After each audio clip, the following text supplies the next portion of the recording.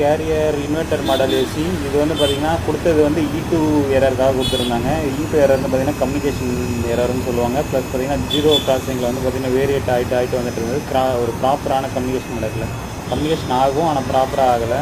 So இது இன்டோர்லேருந்து auto coupler change பண்ணியிருக்கேன். இப்போ ப்ராப்ளம் ரிசால்வ் ஆகிடுச்சு. இதுக்கு அந்த ஆட்டோ கப்ளர் ப்ளஸ் அதுக்கு வர ஒரு ஃபுல் பேக் ரெசிஸ்டன்ஸும் வீக்காக இருந்தது. இது என்னென்னா கம்யூனிகேஷன் ஆகும், விட்டு ஆகிட்டு இருந்தது. அதுதான் ப்ராப்ளமாக இருந்தது. இப்போ ப்ராப்ளம் ரிசால்வ் ஆகி பண்ணி சரியாச்சு.